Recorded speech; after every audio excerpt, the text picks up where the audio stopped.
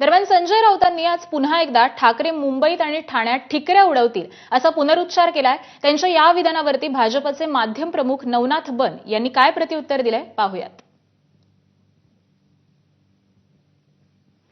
ठिकऱ्या गद्दारांच्याच उडतील। खरं म्हणजे विधानसभा निवडणुकीत घोटाळा केला नसता मतदार यादीमध्ये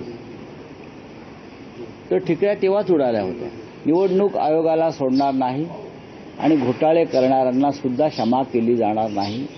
त्याच्यामुळे ठाणे आणि मुंबईत जे तुमचं स्वप्न आहे घोटाळे करून पुन्हा एकदा निवडणूक यंत्रणा ताब्यात घ्यायची, हे त्यांना सांगा जाऊन या तुमच्याच माध्यमातून।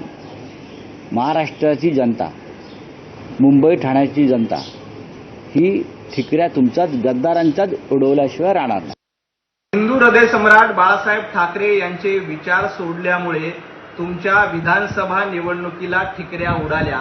येणाऱ्या महापालिका निवडणुकीत तुमचा भ्रमाचा भोपळा फुटल्याशिवाय राहणार नाही। तुम्ही गद्दारीची भाषा करू नका। गद्दार कोण आहे हे जनतेनं विधानसभेच्या निवडणुकीला सांगितलेलं आहे आणि तुम्हाला घरी बसवण्याचं काम केलंय।